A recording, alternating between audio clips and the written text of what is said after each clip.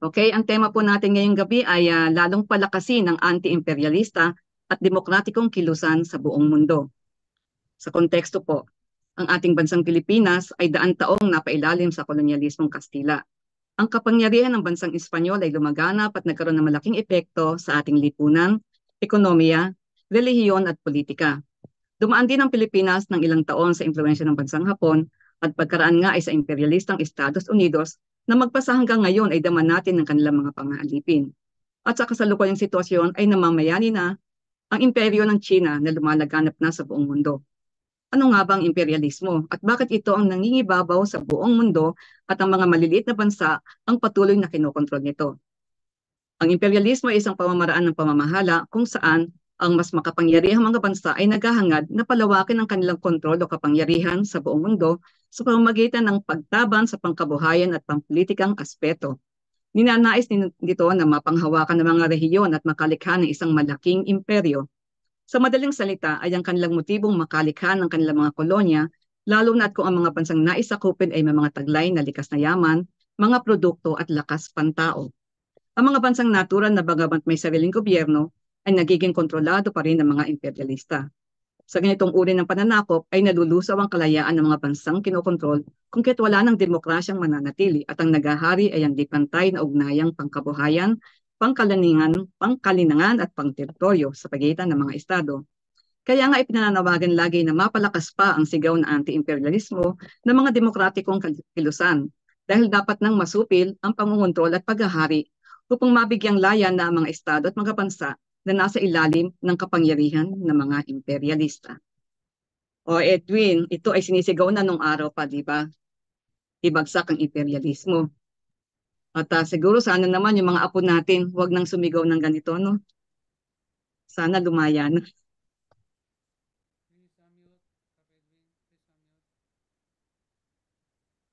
Totoo ka, Kapdits, alam mo, mga bata pa tayo, yan ang sigaw eh. May mga Kaya nga, yung mga naunang panghenerasyon sa atin, yan ang sigaw eh. Di kahit nga ba? hindi ka nung naiintindihan nung araw yung meaning ng imperialismo, pero pag nakikita mong may mga sumisigaw na tao, para bang nadadama mo yung ano nila yung tunay na advokasya.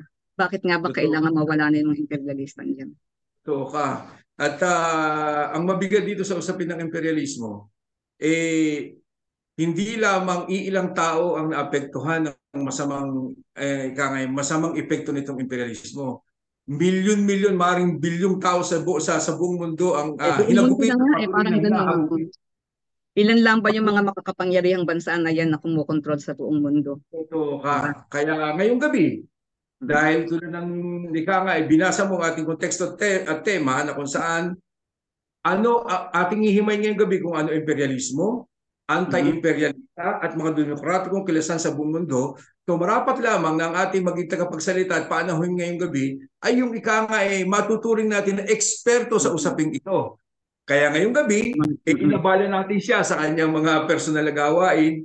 At ngayong gabi ay tayo pinaulakan ni Ginoong Victor Garces. Siya po ay isang kababayan at siya ang kasalukuyang Vice Chair of Internal Affairs ng International League of People's Struggle or ILPS mula pa noong 2019. At siya po ay isang analyst writer sa loob ng 65 taon. So wag na nating Tanungin kung yung ano edad, yung ha? kanyang edad. Oo. Basta doon na lang sa writer sa loob ng 65 taon. At siya po ay Mhm. nakabase sa Brussels Institute of Political Economy. So, mga Mhm. kaugnayan sa impapawid, let's welcome si Mr. Victor Garces. Maraming salamat po, Sir Victor, sa Magandang inyong gabi po, pagpapaula. Sir Victor. Magandang gabi. Magandang gabi sa inyong lahat. Vince at Mike. Ah, salamat sa Edwin po, Edwin po.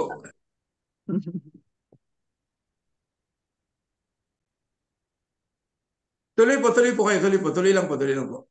ah, salamat sa pag-imbita. Ito nga ang kagagaling lang namin sa no, sa 7th Assembly ng ILPS. Itong Ah, ILPS, ito yung itinayong kapulungan sa buong mundo. Meron itong mga miyembro na mahigit 500 sa buong mundo, Mhm. sa mga 50 countries.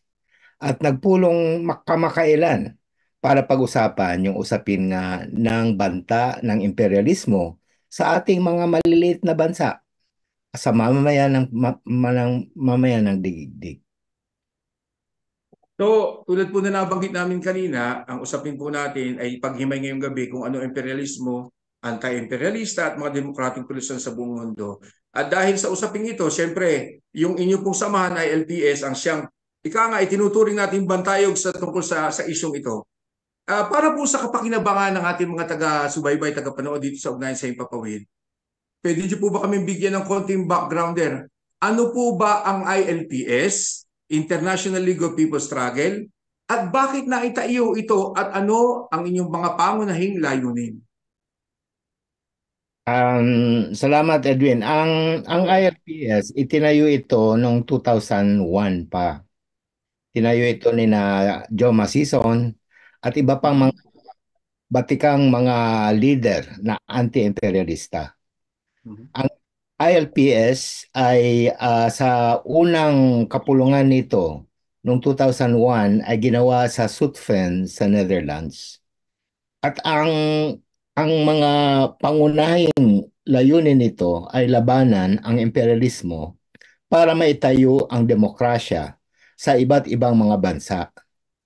Ang imperialismo kasi ay ito yung sistema na naghahari sa mayayamang bansa tulad sa Europa at sa US. Ang Italy ay isang imperialistang bansa, pero ang mga Italiano ay naghihirap din. Bakit?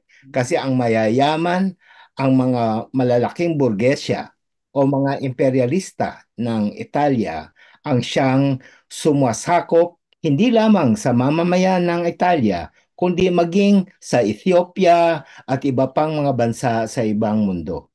Ganon din ang Pilipinas. Ang Pilipinas sinakop ng imperialistang US, Estados Unidos. Ang naghahari sa imperialistang Estados Unidos ay ang mga katulad ni na Kennedy, yung mga katulad ni na Trump, yung mga katulad ni na Bill Gates. Yung mga Mhm. ang mga mayayaman at sila ay nagkukumplot para kontrolin ang mga bansang mahihirap at yun yung dahilan bakit ang mga Pilipino ay naghihirap at kailangang mangibang bansa. Ang ILPS ay ang ginagawa nito ay nire-recruit niya ang mga iba't ibang organisasyon sa iba't ibang bansa para magsama-sama para sa iisang boses maipalinaw sa buong mundo gaano kasama ang imperialismo. Paano ito nagdudulot ng karukhaan sa mga Pilipino at iba pang mga lahi sa sariling mga bansa dahil meron silang mga tuta at yung mga tuta nila yan yung nagpapalakad ng mga gobyerno. Halimbawa niyan sa Pilipinas. Ang Pilipinas ay sakop ng imperialismo. Sabi sa atin, ang Pilipinas ay malaya. Pero sa totoo lang, ang Pilipinas ay merong 20 tratado na nagkokontrol sa Pilipinas at mula sa US. Kontrolado ang ating militar, kontrolado ang ating edukasyon, kontrolado ang ating kalusugan, kontrolado ang iba't pang aspeto ng ating politika. Yun ay nagagawa nila dahil ipinapasok nila yung iba't ibang mga probisyon sa konstitusyon natin maliban pa sa mga tratado. Dahil doon, yung mga mayayaman tulad ni Marcos, sila ay mga tuta ng imperialismo. Sina Biden, ang presidente, ang punong imperialista sa US, ang siyang nagkokontrol kay Marcos para yung mga patakaran ng gobyerno ng Pilipinas ay sa totoo lang dikta ng imperialismo. Ang epekto niyan ay nagmamahalan ang mga produkto natin. Halimbawa, sabihin mo, biglang nawawala ang sibuyas, biglang nawawala ang bawang, biglang nagmamahal ang bigas.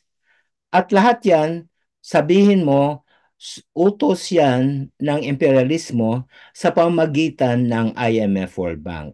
Dahil din, ang nangyayari, ang, ang ating, ang presyo ng bilihin ay nakatakda sa VAT, no? Yung value added tax. Dahil doon, ang presyo ng bilihin natin ay lalong mas mataas at dahil din doon, lalong halos walang ikakabuhay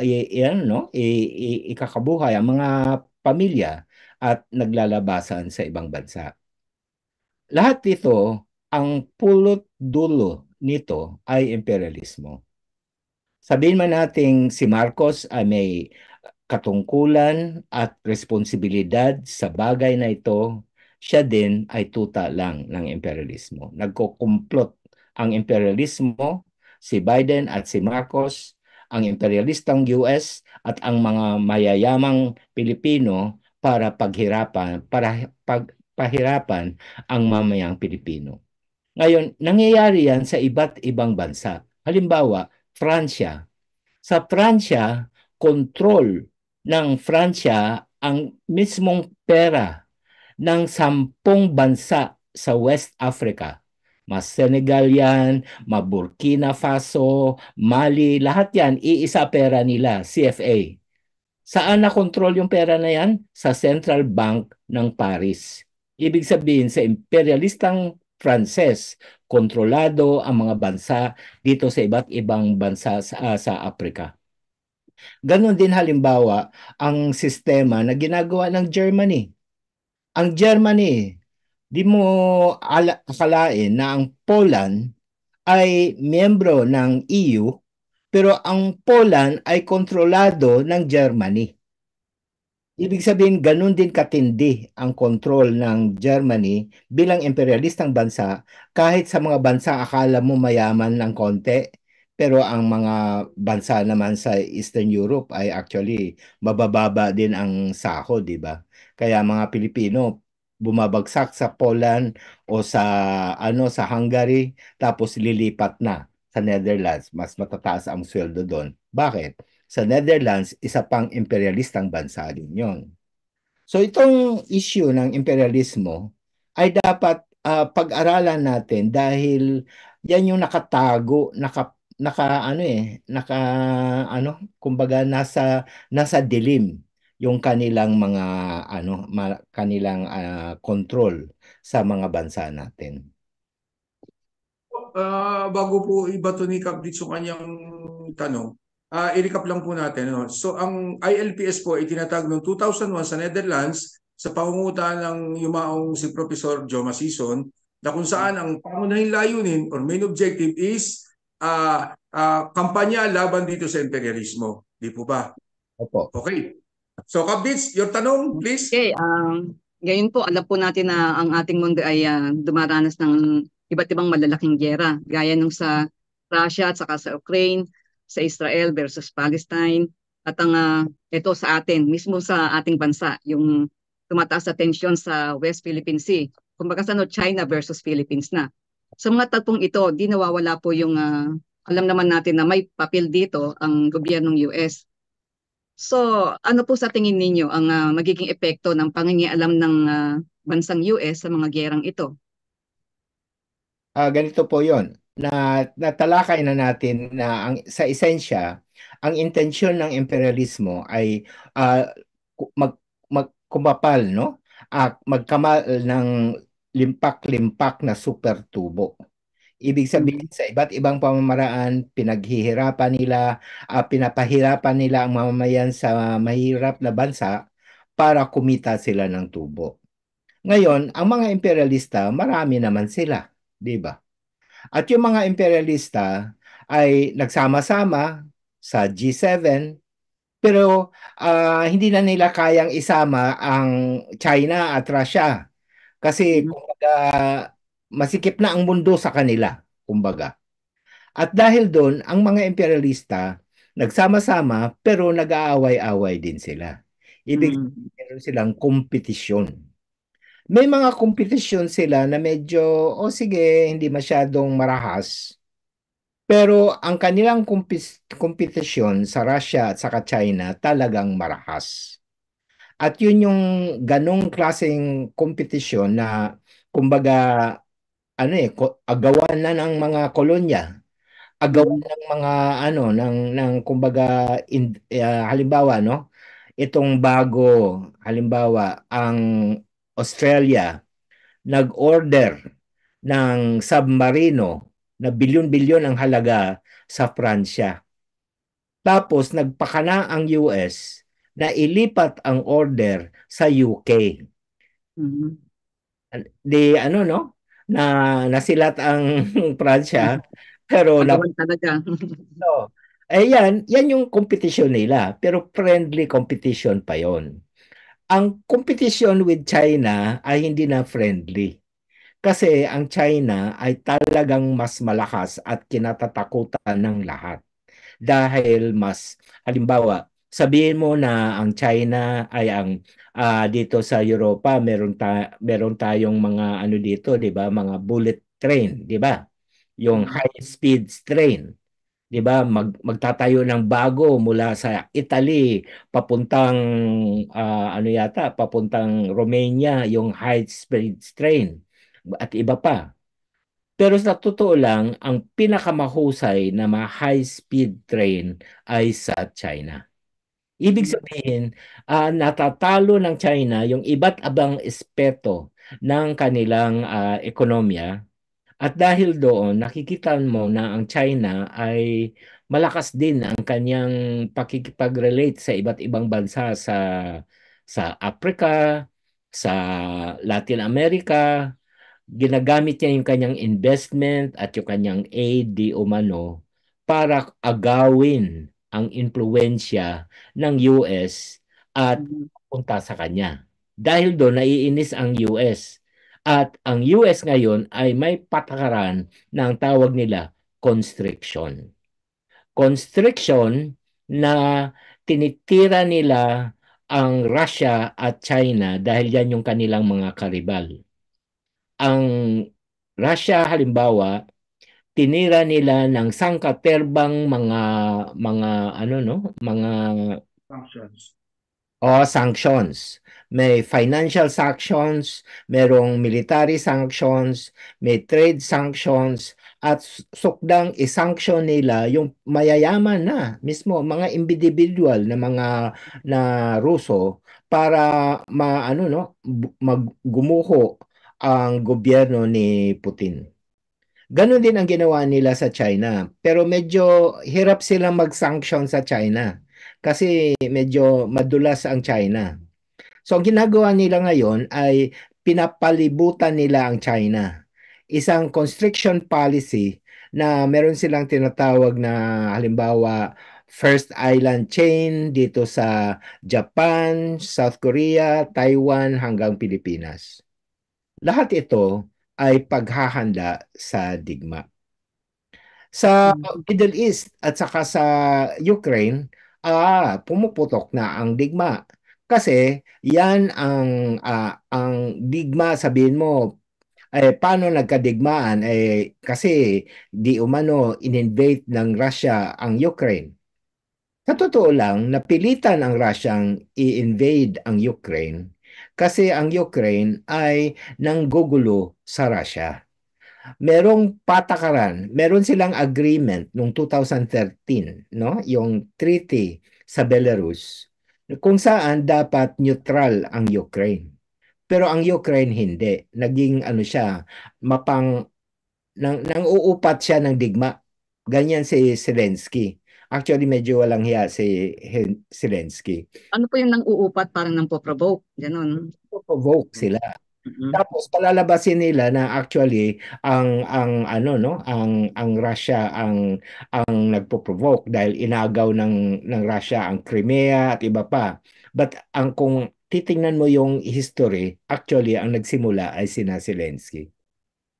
Dahil doon, napilitan ang China, ang Russia na i-invade sabi ng Russia, hindi naman ito invasion, kesyo ano daw to, military action. Kasi para lang maturuan si Zelensky na pwede ba maging neutral ka dito sa labanan na to. Pero si Zelensky kasi gusto niya mag-member ng NATO at talagang tsumutsutsu siya sa EU. Dahil doon nagkaroon ng invasion ng Russia. Pero sa esensya hindi siya invasion. Pero ano't ano man, ang Russia ay isang mahinang imperialistang bansa. Ang malakas ay ang EU at ang Mm. US na nasa likod niya. Ganun. Follow up ko lang po yung sa tanong ni Kabdits, na specify natin yung mga existing imperialist countries, powers and countries na nag-exist ngayon tulad ng Amerika, yung mga Western countries tulad ng Germany, tulad ng France, at saka yung iba pang bansa tulad ng Italia. Na yung pong usapin sa issue ng Russia at saka ng China, nabanggit nyo na rin na isang maliit na imperialista ang Russia. Can we consider Russia and China also an imperialist country? Imperialist power? Opo. Ganito, hindi mo pwedeng sabihin na ang sukatan mo ng imperialista ay pantay-pantay. Ibig sabihin, may mga imperialistang bansa na napakayaman at napakalakas. Meron ding mga imperialistang bansa na mahina. At ang mga imperialistang bansa, medyo, kumbaga, may relative strengths and weaknesses ang isa't isa. Ibig sabihin, tingnan mo ang Canada, imperialistang bansa ang Canada, pero ang Canada sampid sa US. Ang US ang pinakamalakas na imperialistang bansa at ang tinatalo na siya ng China na imperialista na rin. Kaya lang, naiiba ang China kasi mahina pa siya sa usapin ng militar. Hindi katulad ng US na talagang malakas sa militar. Sa kabilang banda naman, sa usapin ng teknolohiya at iba pa, mas malakas ang China kontra sa US. Kumbaga, kung dating dito sa Europa, ang mga imperialistang bansa ay Italia, Germany, Spain, Switzerland, Netherlands, Belgium, Sweden. Yan ang mga imperialistang bansa. Yung, So, Teka po. Ay, yung, sige. Meron ka pa. tuloy ka. dahil Mm. merong, Hindi. Kasi no? po, tulad nito, yung nangyayari nga sa ating ngayon na tension sa WPS. Paano kung itong US po ay makialam at dahil nga magkalaban na nga sila ng China, nakagitna tuloy ang Pilipinas. Sa tingin niyo po, anong magiging epekto nito kung halimbawang makialam dito ang US? Anong epekto sa Pilipinas? Talagang nakialam na ang US. Ang US po ay nagkaroon ng patakaran sa ilalim ni President Bush na magkaroon sila ng pivot sa Asia, no? Ibig sabihin dati, ang focus ng US ay Middle East at Europe. Ngayon, ang focus niya ay Pacific na. Number two, gumawa siya ng patakaran na ang tawag ay Indo-Pacific, hindi na Pacific. Ano pinagbago nun? Yung bagong patakaran ng US na Indo-Pacific, ibig sabihin Indian Ocean and Pacific pasalikop sa China. Pasalikop sa China. Yung patakaran na yon ay nilabas ng US kasama na yung pagbabago nila ng patakaran na mula ngayon, hindi na nila ituturing na pangunahing kaaway ang mga terorista. Ang pangunahing kaaway nila ay mga sovereign country. Ibig sabihin China. Mhm. Dahil doon, ang US ng bagong patakaran din na ang Voice of America dissolved na po, pinalitan ng dalawang radio program na ang pangunahing tirada anti-China. Hindi katulad ng Voice of America na medyo peacetime. Ngayon hindi na. Ang US ay naghahanda sa propaganda, sa military positioning, naghahanda na siya sa pagbubuo ng mga pacts, no? Mga pacts para tiyakin ang kahandaan sa pagyera laban sa China. Ngayon, ang giyera sa China ay may tatlong fronts. Isa ay sa Korea, sa Mhm. peninsula ng Korea, dahil tinatarget nila dyan ang China at North Korea. Pero ang kabilang front nila ay yung West Philippine Sea. Pangatlong front ay dito na sa bandang Nepal. Kaya nagkakagulo na rin doon. Lahat yon nakikialam ang US. Sa Pilipinas, ang intensyon nila ay gawing proxy war. Ibig sabihin, palalabasin nila na ang Pilipinas ay kumbaga kesyo kesyo tayo daw ay pinapasok ng China, 'di ba? Mhm. Yung gray war, ang tawag Mhm. gray war kasi para bang bubuhusan lang ng tubig pero para bang hindi naman baril pero gray war. Pero yan papunta yan sa ano no sa talagang ano na no bala na. Pag ginawa nila yon at gusto nilang mang-upat sa ganung paraan, kasi ang mangyayari noon, merong Mutual Defense Treaty ang Pilipinas at US. US. Mhm. May Mutual Defense Treaty kung sakaling medyo parang kesyo tinira daw tayo ng China, hindi pa naman. Pero Mhm. ang mangyayari, once nangyari na nagkaroon ng bala, ay yun na yung paraan na yung US ngayon ay siyang magiging proxy kalaban ng China. Ibig sabihin, maraming Pilipino mamatay. Mhm. Tayo Talagang ang, ididik na talaga tayo, no? hindi lang, tayo ang ibabala sa kanyon. Kaya tayo, para tayo talaga inano nila. Oo, Ngayon ko lang naintindihan yung proxy war na to. parang Ukraine. Mhm. In fact, meron nga isang theory, masingit ko lang, meron isang theory na matagal na ano na. Kaya daw sinakop ng Amerika ang Pilipinas against sa Spain dahil nga very strategic tayo na malapit tayo sa China. Dahil Mhm. 200 years nung 18th centuries pa, talagang target na nila ang China dahil ang China ay isang ika nga ay mayamang ika nga yung natural resources at lahat pa bukod sa populasyon at kaya talagang ang main objective hindi yung sakupin mismo yung Pilipinas kundi gamitin ang Pilipinas dahil malapit ito very strategic pinto sa China. Totoo So yan. Mhm. ibato ko na po sa inyo Sir Victor yung O, ano isunod mo na. Mhm. yung pantatlong tanong ano po. Ito po ay patungkol naman sa mga usapin ng ating mga tulad namin mga OFWs ano po. Patungkol dito sa usapin ng ika nga tinatalakay natin ngayon. Bagamat laganap nga itong mga giyera at mga katunggalian sa buong panig sa saan mang panig ng mundo.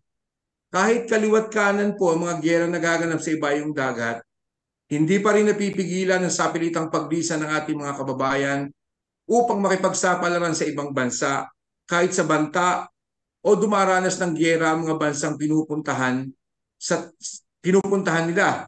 Sa tingin po ninyo, desperado na po ba ang taong bayan sa ating bansa, sa Pilipinas?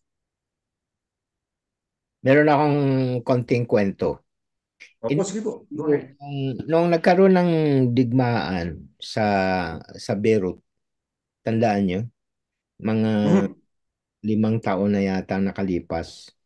Mhm. Tapos pumutok ang digmaan doon. Talagang ano, pinapalikas yung mga Pilipino. Mhm. Yung mga Pilipino hindi lumikas. Ayaw umalis. Ayaw umalis. At in-interview. Sabi nila, andito naman kumbaga, nandito yung trabaho namin. Hindi naman Mhm. mawawala ang trabaho namin. Sabi nila, kahit pa may digmaan, halimbawa yung isa ay katulong siya sa isang pamilyang Lebanese. Sabi niya, andito naman ako eh. Kumbaga, sabi niya, wala namang kakainin sa Pilipinas eh. Yun. Mhm. 'Di ba? Mhm. yung dahilan kung bakit ang mga Pilipino ay napipilitang lumipas para buhayin yung pamilya sa Pilipinas. Mhm. At sa hirap ng buhay, kumbaga, pwede na, kahit na, di ba? Maghahanap ka rin ng paraan. Kapalaran. Hmm. Kaya sa tingin ko, hindi hindi dadami. Kumbaga halimbawa, yung mga halimbawa, marami ang nag-uwian dahil sa COVID. Actually, nag-uwian sila hindi sa takot sa COVID. Pinilit sila ng mga gobyerno. 'Di ba? Ibig sabihin, ang mga Pilipino ay talagang mapamaraan. Ang mga Pilipino ay talagang kilala din na talagang mahusay magtrabaho at ano no, may disposition. At Mhm. dahil doon, may tiwala tayo sa sarili natin na kumbaga ano pa man, makakahanap ako ng paraan, di ba? Parang ganun.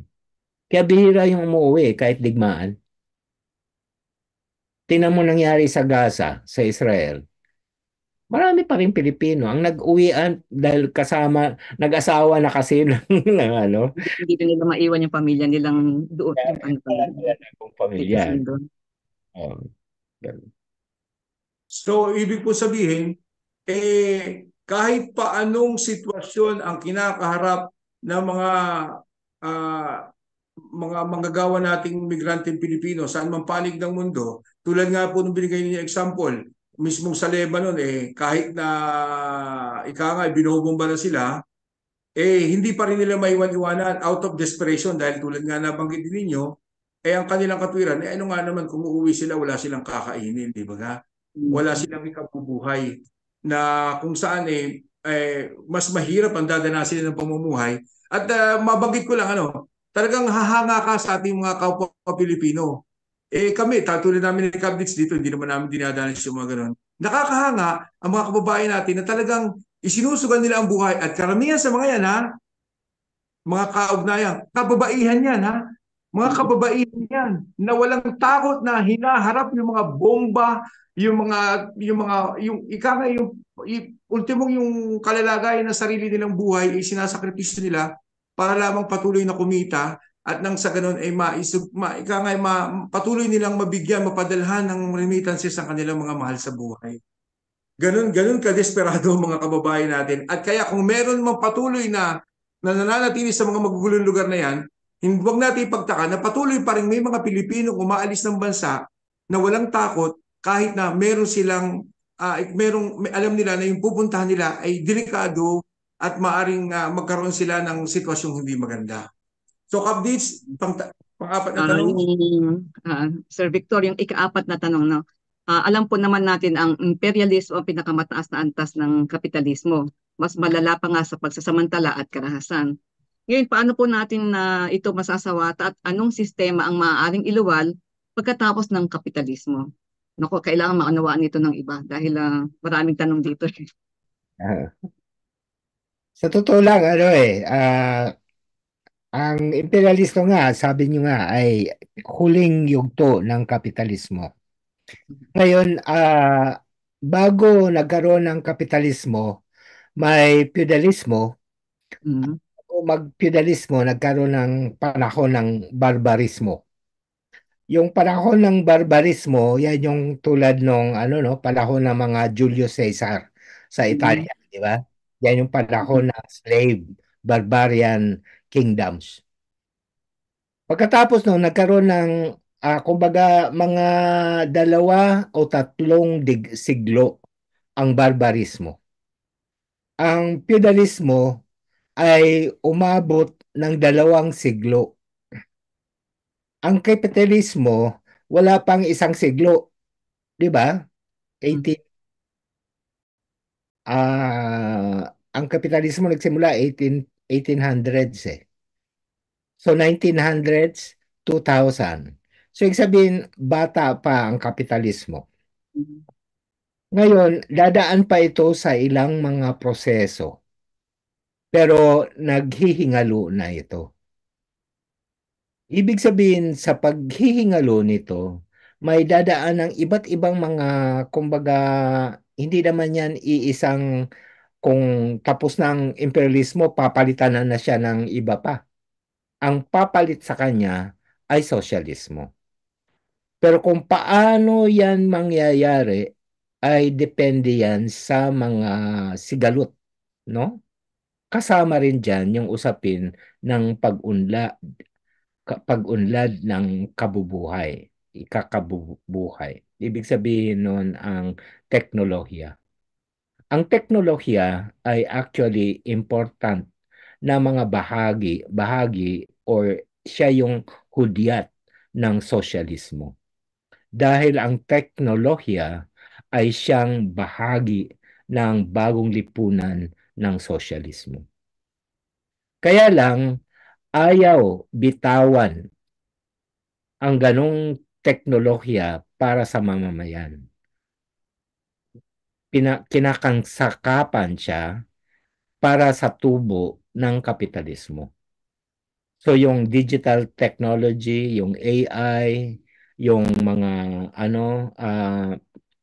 computer at iba pa, Ang modernisasyon po ngayon, ano? yan yung modernisasyon ngayon. Actually, yan yung hudyat ng sosyalismo.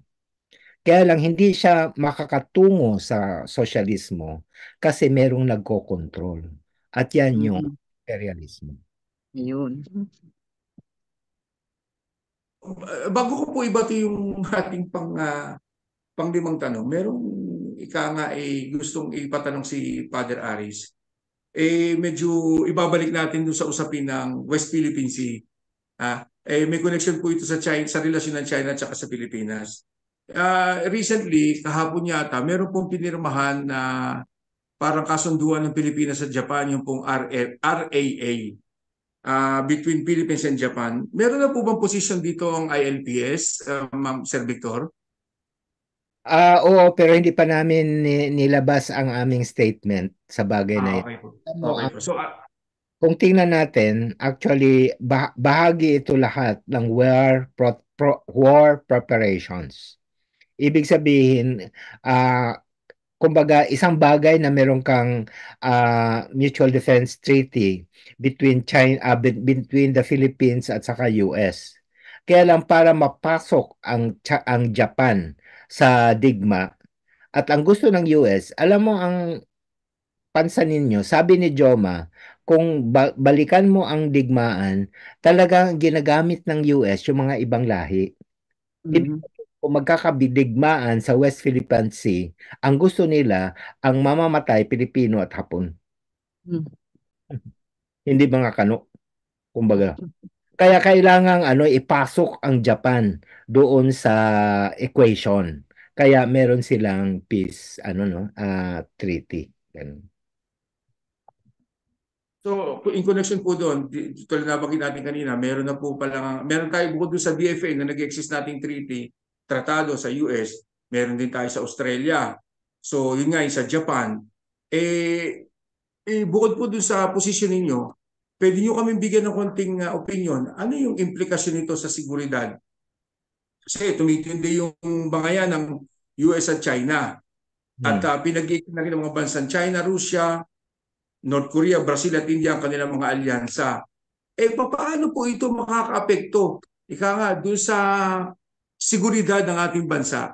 Yung mga ganitong tratado na pinapasok ng ating gobyerno, bukod dun sa mga existing treaties na nakaraan pa sa US at saka sa Australia, ano po ang magiging epekto nito sa ika nga yung political situation at saka yung seguridad ng ating bansa laban dito sa China at saka sa iba pang bansa na involved dito sa usapin ng West Philippine Sea? Hmm. Yung mga di umano mutual defense ay mga tratado ng giyera. Ang dapat tratado ng totoong kapayapaan. Lahat tayo dapat kumbaga concerned na talagang ang habol natin ay walang gera, walang militarisasyon. Ibig sabihin, ang mamamayan mananawagan dapat para sa pagtigil sa gera at paghahanda sa gera. At yun yung ganitong mga layunin ay kumbaga kontraryo doon sa pinapakana ngayon ng US.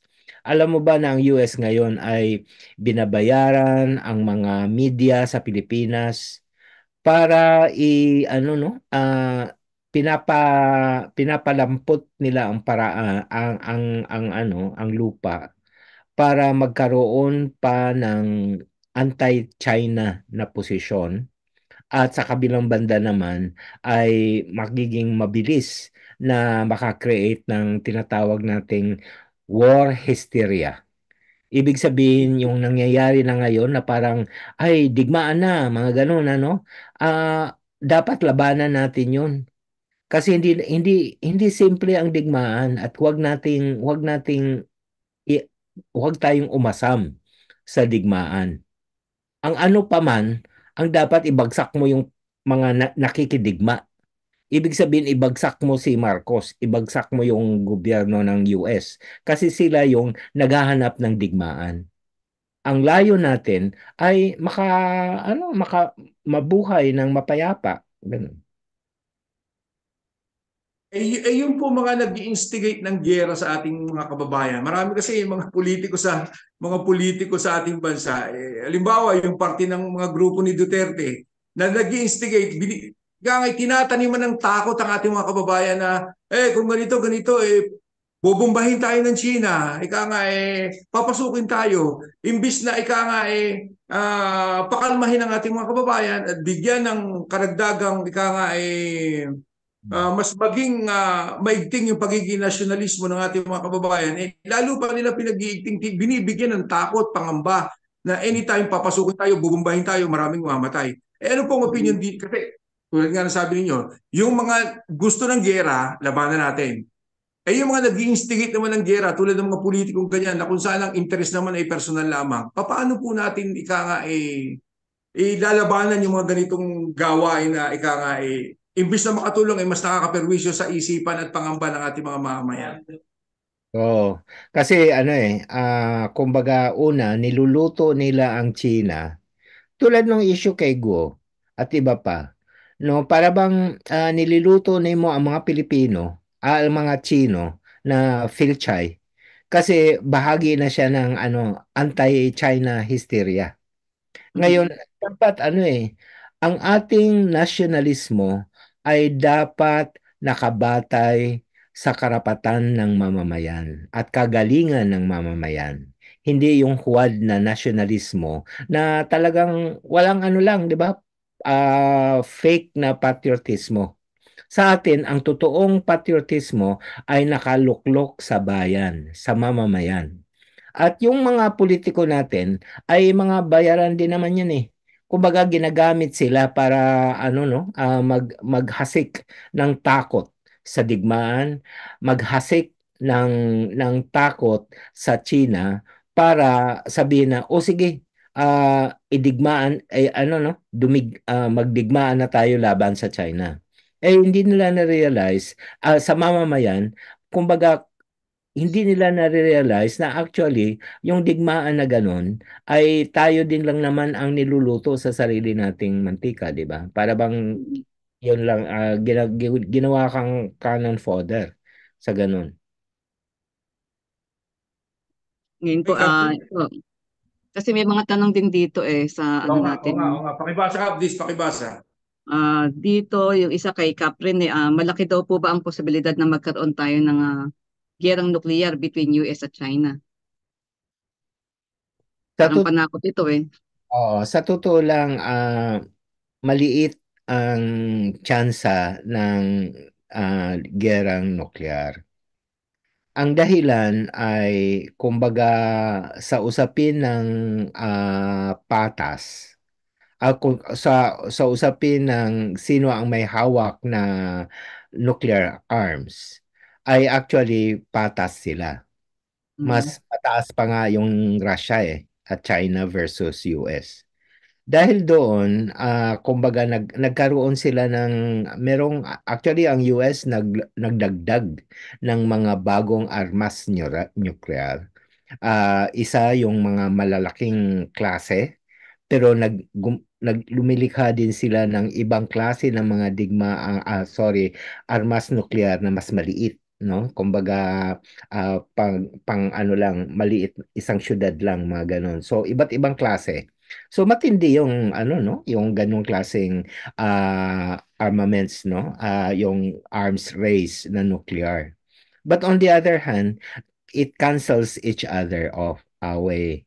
Ibig sabihin, ang chances na magkaroon ng digmaang nuklear ay siguro mga 5% lang. Yun yung nabasa ko. Ito po, may isa pang tanong. Pero itong tanong ng Migrante Bologna ay may kaugnayan din sa huling tanong namin. Kasi ang tanong niya, ano po ang pwedeng magawa ng mga migrante sa international community upang makatulong na resolve ng issues sa West Philippine Sea. Kasi po nitong mga nakaraang mga programa ng Independence Day, nakasama po sa programa yung panawagan ukol sa sa West Philippine Sea.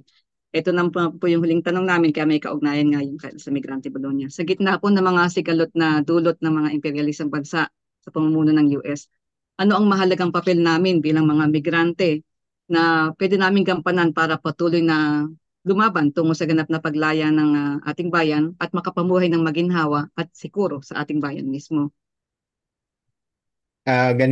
Ganito po. Una, ah, mahalagang intindihin natin paano nga ba umiiral ang imperialism.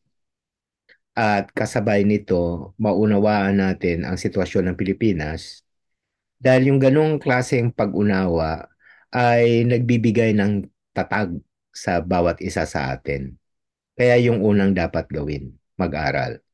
Pangalawa, sa tingin ko din ay importante ang papel ng mga migrante na magpatuloy sa patuloy ng pagtaguyod ng kanilang mga pamilya, sa patuloy na kumayod, kumilos, lumaban. Pangatlo, ang mga migrante sa ibang bansa ay may malaking papel para magkaroon ng boses sa Pilipinas. Sa totoo lang, yung boses na yan ay dalawahan ang halaga. Isang boses ng mga migrante na nagsasalita laban sa digmaan sa iba't ibang bansa sa buong mundo. Ibig sabihin, ang maraming mga miyembro ng migrante sa ILPS at doon ay nakakapagsalita sila para labanan ang imperialismo at ay yung pakikidigma ng imperialismo. Pero sa kabilang banda din, ang mga migrante sa pag-uwi nila o sa pagsasalita nila sa Pilipinas ay nagiging malakas na parang motor ng propaganda. Sabihin, isang Yes, propaganda ang mga migrante para magmulat sa mamamayan natin sa Pilipinas mismo. Yung ika nga ay siguro ang Sabi mensahe mo, ng Edwin, mag-aral daw. okay, Pag-aralan aralin. natin, Ah, magpatuloy sa pagkayot at pagtataguyod at saka mm, maging boses sa Pilipinas. tama. Yun. Kasi maganda yung sinabi niyang ni Sir Victor na aralin. Aralin ang Mm-mm. epekto ng imperialismo sa ating mga na nakakaapekto sa ating mga pang-araw-araw na pamumuhay, hindi lamang ng migrante kundi ng mga ordinaryong mamamayan sa ating bansa. Kung paano ba tayo sinasakal, kung paano ba tayo nakakaapekto sa mataas na bilihin na diniscuss din kanina ni Sir Victor, yung ekonomiya, ibaga yung kasarinlan, kalayaan ng ating mga bilang mamamayang Pilipino. Ang problema, ito yung isang problema. Kasi sa Pilipinas, yung connotation na pag ikaw ay nagsalita ng imperialismo, Mm-mm. anti-imperialista ka, ikaw ay komunista, ikaw ay terorista. Yun yung Mm-mm. isang malaking balakid na kinakaharap na mentalidad na siyang balakid na kinakaharap upang patuloy nating maipalaganap yung aralin patungkol sa tunay na kalalagayan at tunay na nilalaman ng konteksto ng usapin ng imperialismo. Yun sana ang mabago, di ba? Tama Mm-mm. yung sinabi ni Sir Victor na ika nga tayo magbahagi at aralin ang usaping ito. So, Sir Victor, gusto pa po sana namin magbigay ng sangkaterbang tanong, pero alam naman namin, alam niyo naman, limitado lang kami sa isang oras dito. Baka matagal ang pag-aaral talaga to eh. Dahil itong usapin ng imperialismo, talagang ito ika nga, ito yung sumasakal, sagad buto, hindi lamang sa ating mga Pilipino, kundi doon sa mga mas mahihirap ang bansa saan mang panig ng mundo. Baka naman po pwede kayo magbigay ng mensahe sa ating mga taga-subaybay, hindi lamang sa usapin ng imperialismo, kundi yung mensahe ninyo personal at ng ILPS patungkol sa mga problema kinakaharap ng ating bayan at saka ng ating mga mamayang Pilipino. Salamat. Nagagalak ako na maging panauhin dito ngayon. Ah, sa akin, mahalagang makausap ang iba't ibang migrante dito sa Italia. Sa Italia, isang bansang imperialista pero makita mo din todo kayo din ng mga Italiano, no? At Mm. sa ganung punto, important na maintindihan natin na sa pagkilos natin, hindi tayo kumikilos lamang para sa Pilipinas. Dito sa bansang kinalulorogan, important din na gumagampan tayo ng pakikipag-solidarity, pag-organisa sa maging sa ibang mga lahi, lalo na yung mga Italian mismo. Pero pati yung iba pang mga migrante, mga Bangladeshi, mga Latin Americans, etc. na nandito sa Italy. Tungkulin natin lahat ito dahil hindi pwedeng mamili eh. Tumitindi ng tumitindi ang kalagayan ng mundo, yung kalagayan ng mga komunidad na kung kinaroroonan natin.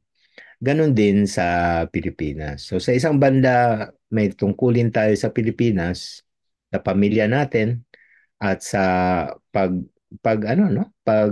pagpaliwanag sa mga komunidad natin sa Pilipinas. Pero may tungkulin din tayo sa pagkilos at pag-aral at pagmulat sa iba pa dito sa Italia. Sa ganong paraan, mapapahusay natin yung ating gawain. Maraming salamat.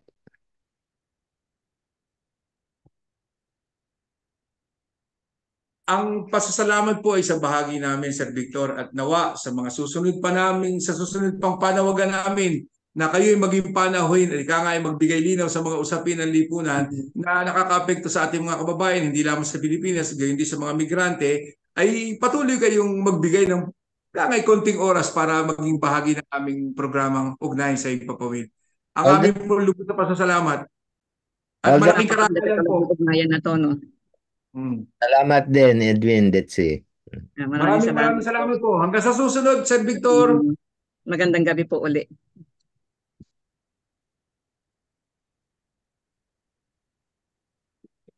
So, yan po. Ika nga tulad po na nabanggit natin, tulad din ng update, sabi nga natin kanina, bago tayo hinga natin ng magandang na isang maiksing mensahe si Sir Victor, marami pa sana tayong tanong. Pero marami Maraming pa dahil naman. malaking usapin to talaga yung imperialismo. Oo. Ika nga, ibig sabihin talagang malalim ito. Kaya tama yung sabi niya, aralin, di ba? Aralin natin to.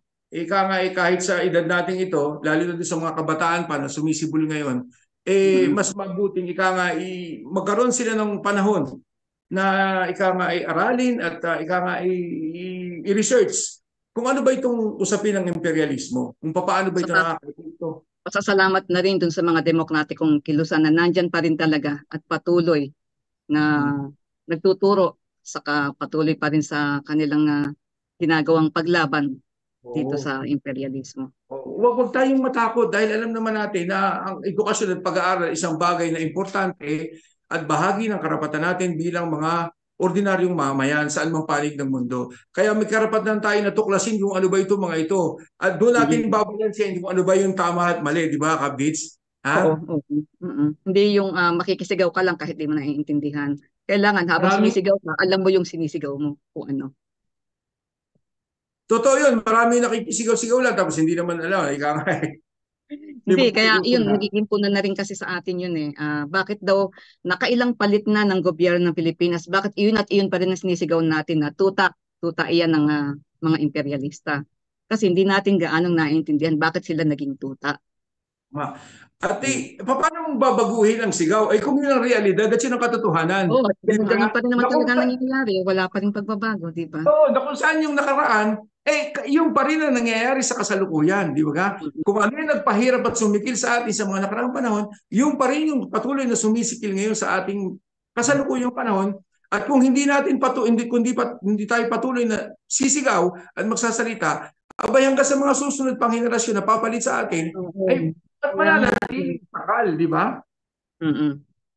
Okay, mamaya tayo ng dalawa ang magiging dito, resource speaker. So,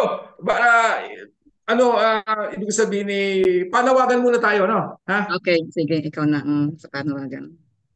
Tuloy na panawagan para kina Badsu de Jesus at Dexter Kapuyan, pati na ang iba pang desaparecidos sa paglipat ng taon mula 2023, magpapatuloy ang mga programa at pagkilos, pati rin ang paghahain ng mga petisyon para sa advokasya at pagpapalitaw sa mga sapilitang iwinala ng Estado. Ilabas na po ninyo sina Badsu de Jesus at Awan niyo na po. mga kababayan at kapwa mananampalataya para sa nalalapit na State of the Nation Address o SONA 2024 ni PBMM, hiling natin ang pagkumit at konkretong hakbangin ng gobyerno na itulak ang isang mapayapang solusyon sa West Philippine Sea at hindi ang mga pinagsanib na pagpapakitang gilas ng militar. Ipanawagan natin sama-sama ang kapayapaan dahil sa walang ni isa sa atin ang may gusto ng gyera.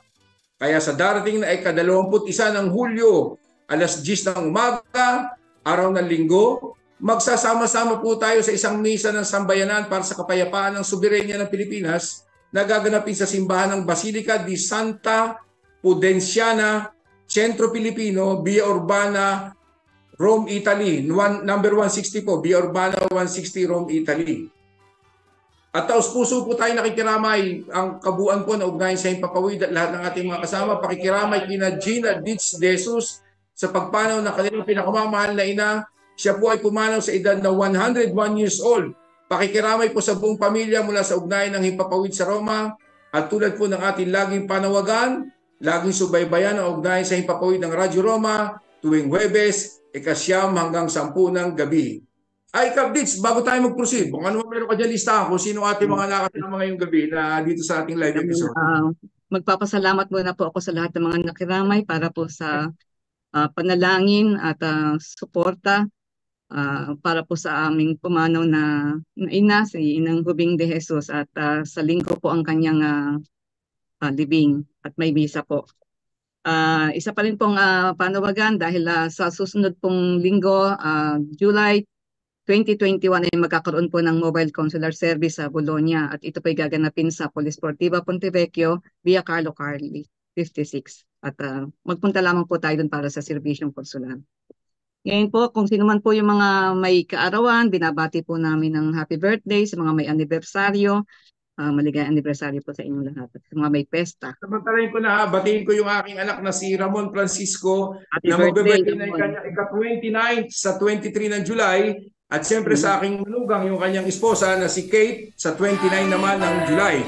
So happy birthday sa inyo. At sa lahat na magdidiwang ng karawan at anibersaryo ngayong buwan na Hulyo. So Kapdi, pagkain ng buhay. Okay po. Para sa ating pagkain ng buhay mula sa banal na aklat ng mga taga-Roma, Kapitulo 13, versikulo 1 hanggang 2. Ang bawat kaluluwa ay pasakop sa matataas na kapangyarihan, sapagkat walang kapangyarihan na hindi mula sa Diyos. At ang mga kapangyarihang iyo'y hinirang ng Diyos. Kaya nga't ang sumasalangsang sa kapangyarihan at sa utos ng Diyos, sumasalangsang. At ang mga nagsisisalangsang ay magsisitanggap ng kahatulan sa kanilang sarili. Amen. So gusto ko lang po bago tayo magtapos, gusto ko lang po i-acknowledge sa ating mga nakasama ngayon sa live episode natin. Siyempre si Ma'am Pretty, si Chris Marie Saldivar, si Capri Nevan Natukin natin yan. si Tita Loida, Loylo Arevalo, si Pans Aris Miranda, si Ma'am Viola Hembrador, si Sir Cesar Concha, taga-Spain yun. At siyempre ang ating Tita Irma Tobias, si Kat Lea nating kasama sa Bologna, siyempre ang ating pinaka-senior, si Cap Egay Bonson. maraming salamat sa mga. Marami Edwin na nakinig sa atin. Ito. Merong nakakaisang Pilipino sa Pransya. Yan. Bayan Europe. At saka yung mga marami nating taga-subaybay sa Quezon City. Maraming salamat po sa inyo pagsubaybay sa Ugnayan sa Himpapawid. At siyempre po sa mga kaibigan ko na pinagsishare ko sa Facebook. Maraming salamat po sa inyong walang umpay na pagsubaybay sa Ugnayan at saka kay Chika Chika with Tambakol. So, paano? Nakaraos na naman tayo ng 187th episode. Kaya nga At ika nga, ito lang yung bago ko magpaalam, sana naway ang programa ngayong gabi ay nakapagbigay ng linaw patungkol sa usapin ng imperialismo. At tulad ng sabi ni Sir Victor at sabi ni Kapdits, aralin. Sa pamamagitan ng pag-aaral at pagtuklas at pag-research sa usapin ng imperialismo, doon natin mababasihan kung anong katotohanan at mas magiging maliwanag para sa ating lahat na basihan kung ano ang tama at mali. So maraming salamat po hanggang sa susunod na episode. Ito po si Edwin Reyes mula dito sa Toscana, Italy. Kapdits? Ito po si Ditz Centeno de Jesus na nandito sa Bologna at patuloy po tayong magtataguyod ng ating pamilya at patuloy rin po tayong kikilos at patuloy pa rin lalaban para sa mga imperialista.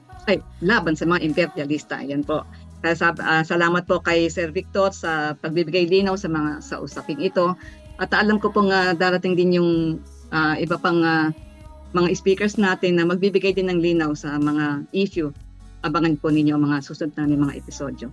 Maraming salamat po sa inyong pagsubaybay at kita-kita po ulit tayo sa mga susunod na araw. Tulad po na sabi ng kaibigan ko na taga Londra, mag-aral, magbasa at mag-analisa. Di ba? Maraming salamat po. Hanggang sa susunod. Magpatuloy sa pagiging boses.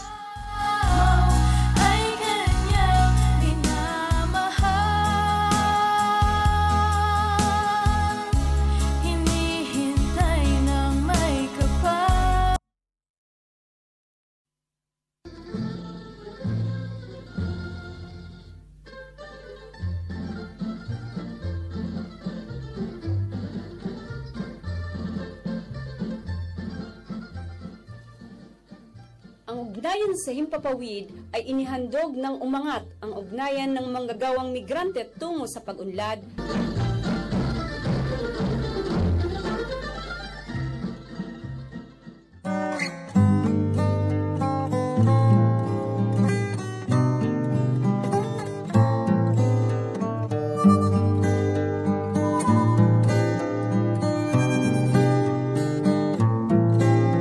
Ang daloy ng oras ay di mapatig. Ang wakas ng awitan, palapit ng palapit. Kailan lang nagtagpo, ngayon maghihiwalay. Pinag-ugnay tayo ng mga awit ng buhay. Babaunin ko ang iyong mga ngiti at ang mga kwento ng puso't maghihimagsik.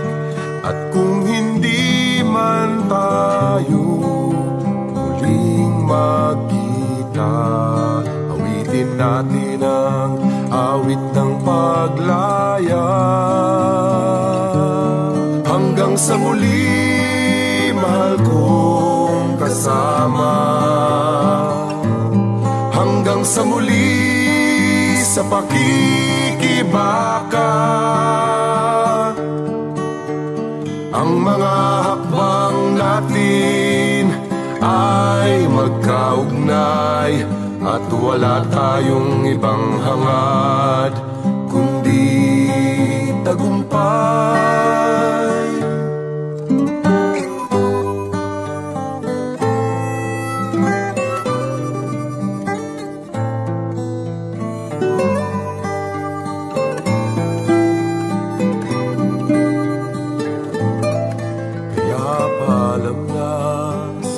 salamat sa iyo. Di ko malilimot ang mga araw na ito. Isang kabanata sa buhay, mga sandaling makulay, ang mabuhay sa pag-ibig mo.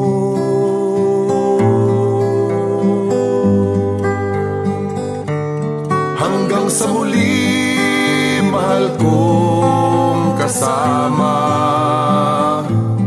Hanggang sa muli, hanggang tagumpay.